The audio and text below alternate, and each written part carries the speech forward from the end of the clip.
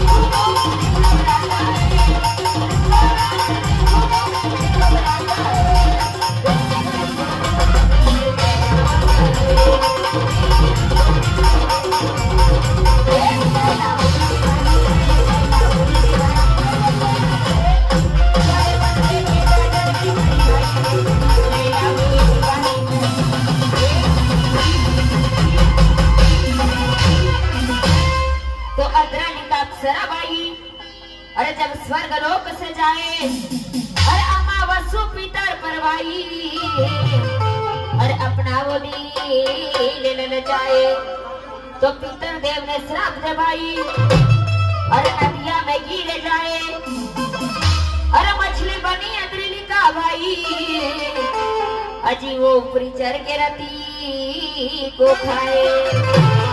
तो भाई का कहना है कि गुरु ज्ञान का प्याला अरे बड़ा है निराला भाई अरे सत्संग की भक्ति में आ अरे एक बार भाई तो थोड़ी सी पी ले और देख फिर होता है क्या। इसलिए कहना चाहेंगे भाई से अरे सत्संग की बोतल में और गुरु ज्ञान का पानी बोतल में गुरु ज्ञान का पानी सत्संग की बोतल में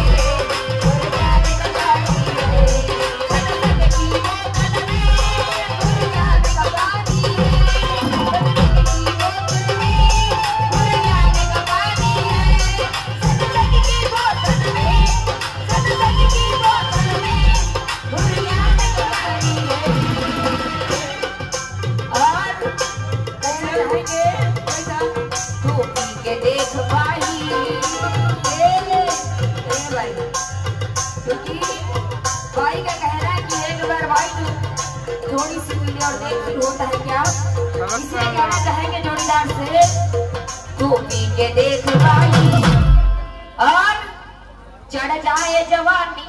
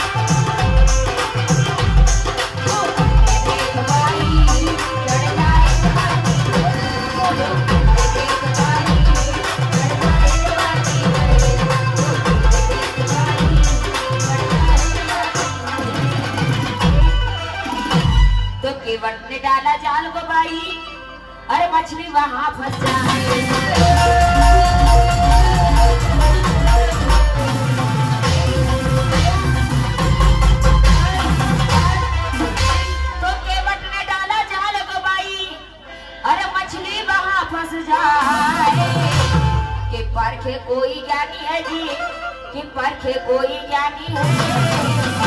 और ये कुंवारेपन में बेटा जन्मी, और कभी भाई से बोली, और ये लैला हुई दीवानी।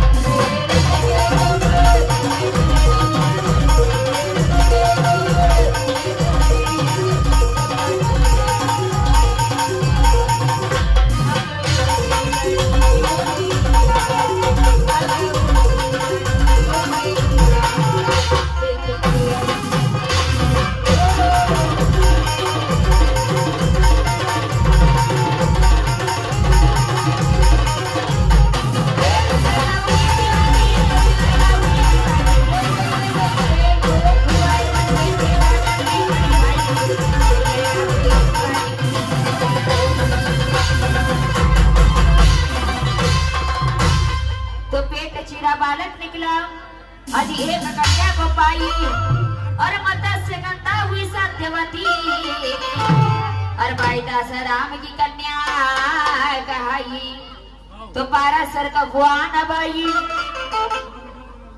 तो पारासर का गुआन बाई, और गंगा में वो नाव चलाई, और मत्स्य राज मत्स्य गंगा, और नाम था उनका बाई।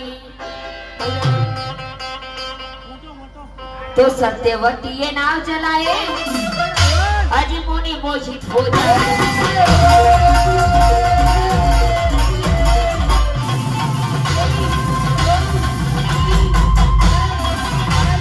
तो सत्यवती ये नाव चलाए, और भाई मुनि मोहित हो जाए। और बहन भाई की कहानी है वो, अरे बहन भाई की कहानी है। अरे कुंवारेपन में बेटा जन्मी, अरे करी भाई से बोली, और ये लैला हुई दीवानी।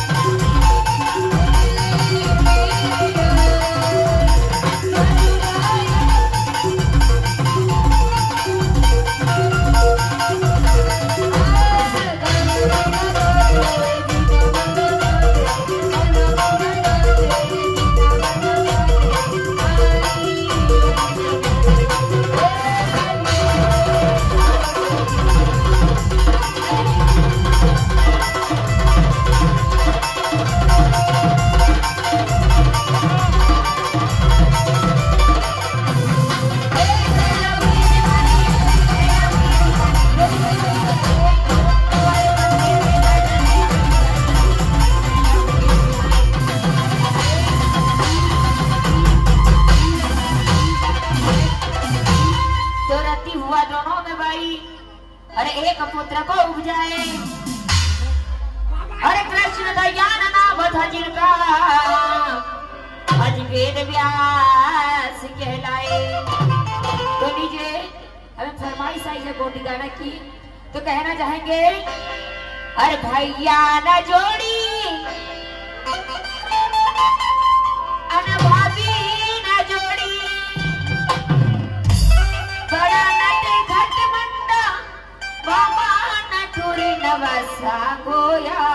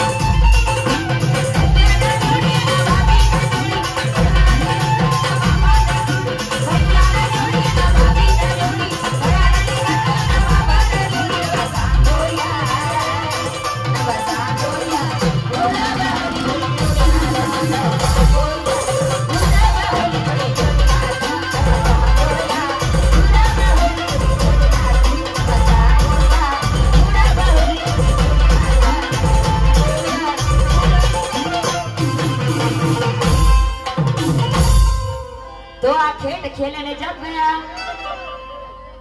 अरे राजा शांतनु जाए अरे महक बड़ी राजा को था अज सत्यवती मन में भाई तो शाही कलम में धीरज लाल की अज है महाभारत से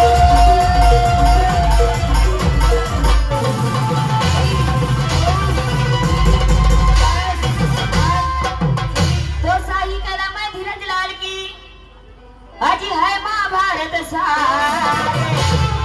अरे माँ भूले लिखे कहानी है जी अरे माँ भूले लिखे कहानी है अरे कुंवारेपन में बेटा जन्मी और ये करी भाई से बोली और लैला हुई दीवानी